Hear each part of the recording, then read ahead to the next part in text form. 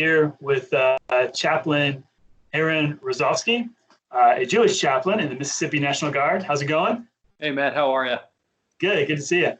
Hey, thanks for having me. Wanted to bring him on. We posted his Holocaust Memorial Service earlier, and wanted to ask him just a couple questions about the Jewish faith and kind of a Jewish perspective on this season that we're in. So, Rabbi, if you would, tell us just a little bit about your life story and how you became a Jewish chaplain in the Mississippi National Guard.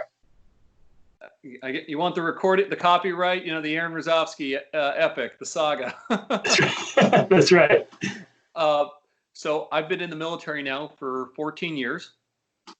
I originally enlisted in the National Guard in 2006, back up in Rhode Island, in a program called the Simultaneous Membership Program. It's a fantastic idea where and I loved it, you enlist in the National Guard and you sign your ROTC contract on the same day.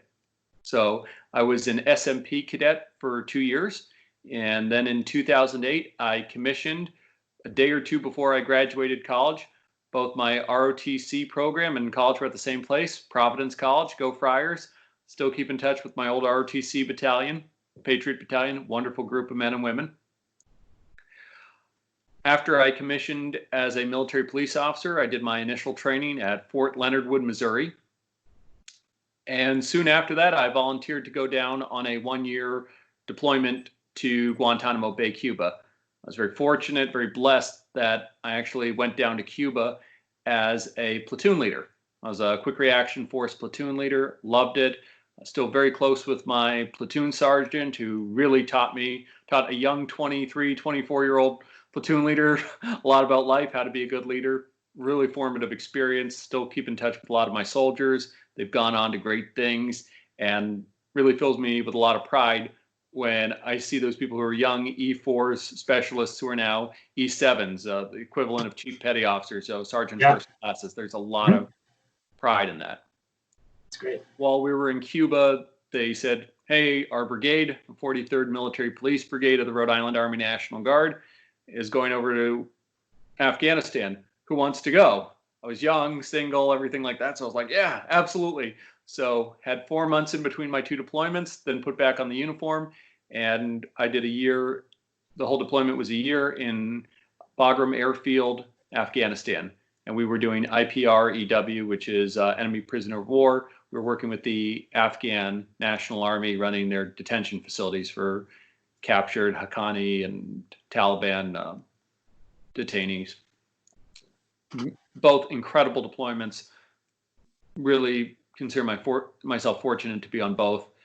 While I was in Guantanamo, I guess Christians would call it their coming to Jesus moment. I had the Moses in the burning bush moment, decided I wanted to be a rabbi. So after I came home from Afghanistan, I finished up my first master's degree, which was in Latin American studies. Started prepping for rabbinical school, got accepted, started rabbinical school in June of 2013. Still military police officer at this point. So my first year of rabbinical school, which took place right in Jerusalem, Israel, which was, wow. We were right near the old city, in fact, my seminary. Oh, wow. I drilled with the Israel Defense Forces, Zachal. Okay.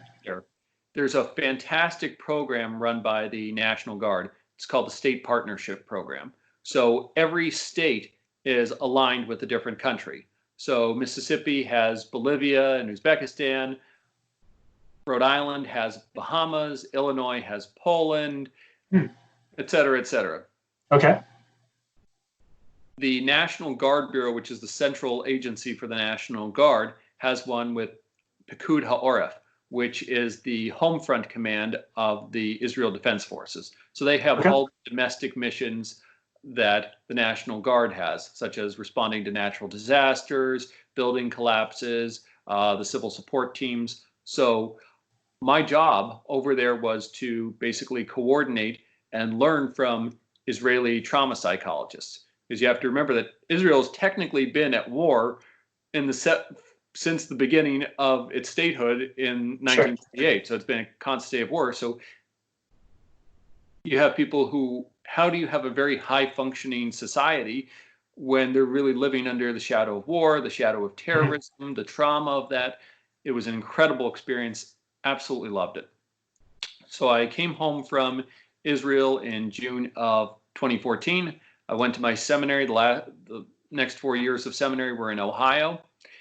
I entered the chaplain candidate program, got a lot of great schooling. It's a fantastic program, whether you do it through the Army, the Navy, or the Air Force. I highly recommend it. Then my last year of seminary in 2017, I reassessed as a chaplain. So it's a lot of paperwork. Yeah. I became the chaplain for a very historic unit in the Rhode Island National Guard, the 103rd Field Artillery. Learned a lot. Cool. I didn't know anything about field artillery. All I knew was point the big guns that way. So yeah. As I was graduating from seminary, I was hired as the director of rabbinical services for the Institute of Southern Jewish Life, which is just a beautiful organization. It's based in Jackson, Mississippi, which is how I got down to Mississippi. Yeah. I'll be leaving the position actually May 31st. It's been 2 wonderful, wonderful years. I've enjoyed every moment of it. So Great. Essentially my job is I visit any congregation from Oklahoma and Texas all the way to the Florida Panhandle up to Virginia and Kentucky. So 13 states. Wow. And anywhere in those 13 states, any synagogue that does not have a full-time rabbi can call upon me for bar and bat mitzvah tutoring, doing conversions, weddings, funerals, Sabbath services, Jewish holidays. So it's been a lot of travel. And because I'm based out of Mississippi, I transferred down to the Mississippi Army National Guard. Incredible, incredible group of men and women. I'm the first Jewish chaplain in the history of the Mississippi Army National Guard. Wow, very cool. No pressure. Yeah. The Mississippi National Guard, when you think about it, they have folks right now in Kuwait. Actually, one of the subordinate units. I'm the chaplain for the 112th Military Police Battalion. So shout out to the 114th Military Police Company. They're currently over in Kuwait on a deployment. So you think there's Mississippi National Guard troops who are deployed. Meanwhile, there are Mississippi National Guard troops on state active duty here, responding and helping out with the COVID pandemic. Wow. So, yeah.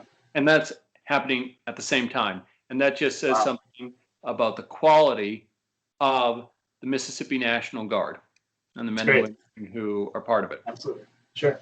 So in a nutshell, that's my life story. I don't know. Did that take a couple hours? Oh, that's great. No, appreciate it. So we're in the season of COVID-19, this very uncertain season, a very different season, very stressful season in many ways. How does your faith, your Jewish faith, inform this season that we're facing? There's an incredible concept that we use and we say in a lot of our prayers in Judaism. It's called Lador Vador, from generation to generation. If you look at every generation in the history of the Jewish people, there's been challenge. A couple weeks ago, at the beginning of the month rather, we celebrated Passover. Passover was our liberation from Egypt. And according to the Tanakh, the Bible, we were slaves in Egypt for over 400 years. Well, once they got out of Egypt, they were wandering in the wilderness for 40 years. After that, we had the Yom HaShoah. Thank you for mentioning the video. That recalls the death of 6 million Jews. Excuse me. In the Holocaust. We've survived the destruction of both temples.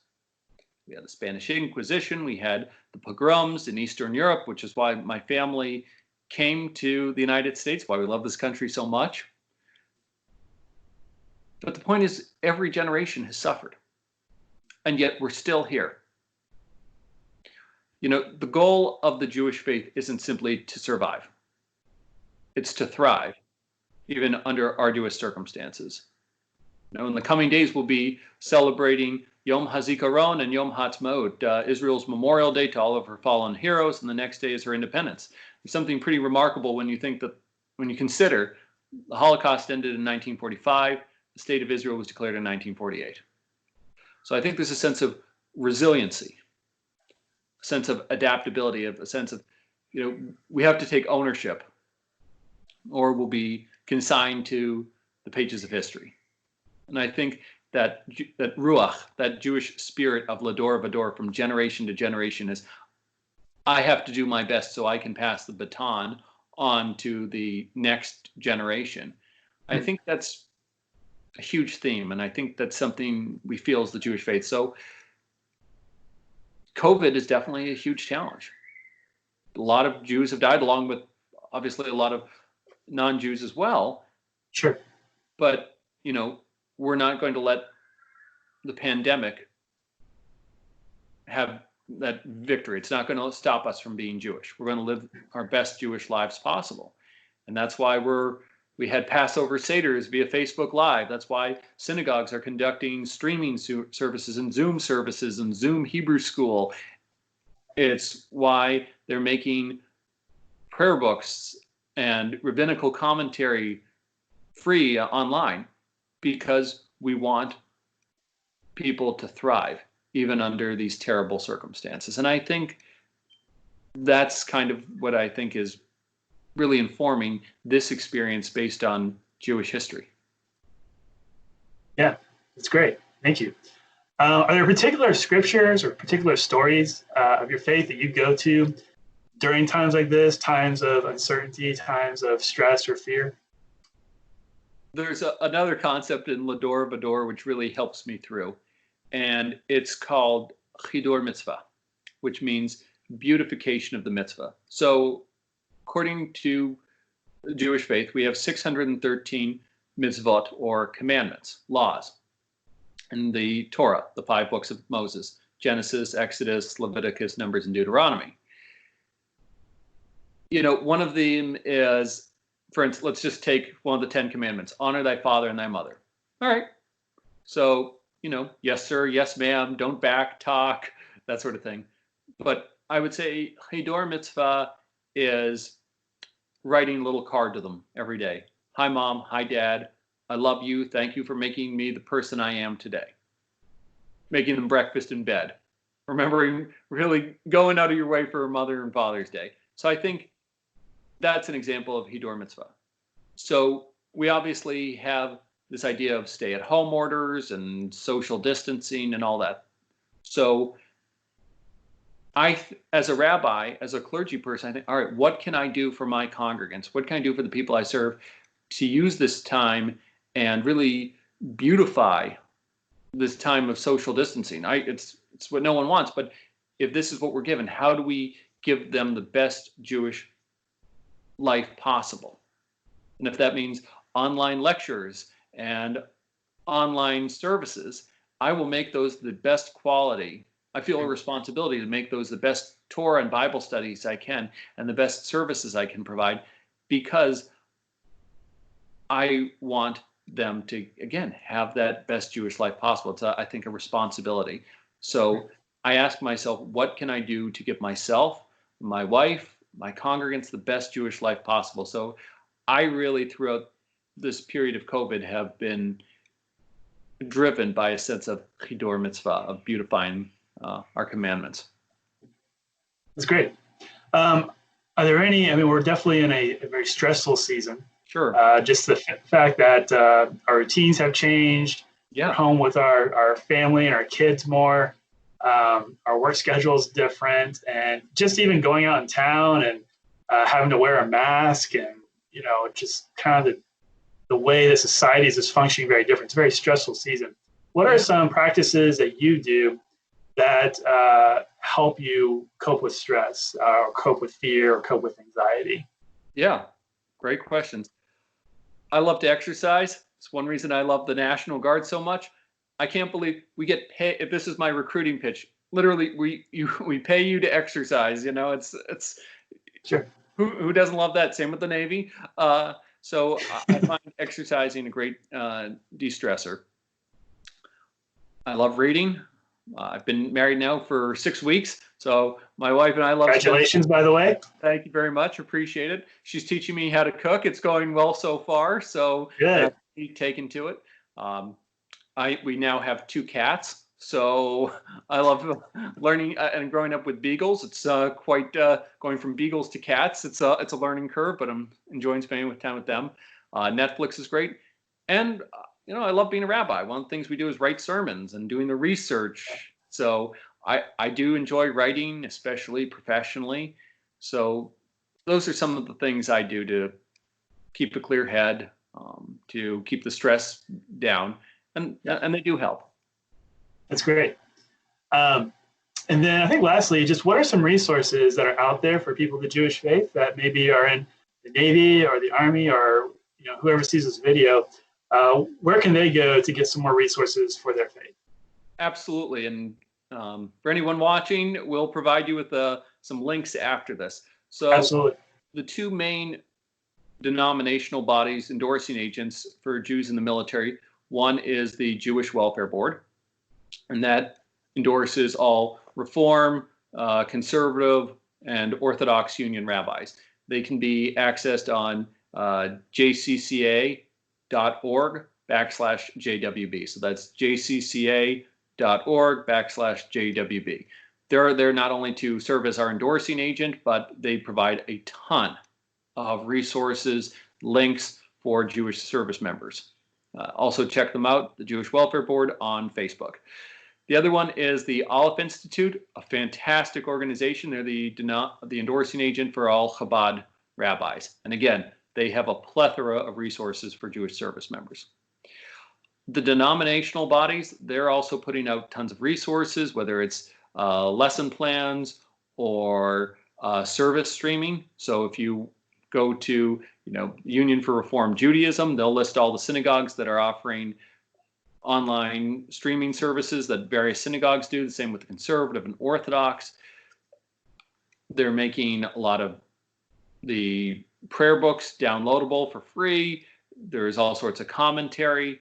So heck, even if you type in Google, and I'm sure you can find some things. There's Kosher Troops, which provides kosher food for troops all over the world. So there are a ton of resources for our Jewish men and women in uniform. Great. Awesome. Rabbi, thank you so much for being here today. Thank you for your time. And I hope you and your wife, I wish you the best as you end this chapter in Mississippi and start a new chapter in your life together. Thanks so much. And we'll talk to you again soon. Thanks a lot, Matt. Appreciate you. All right. Have a good day. You too. Bye.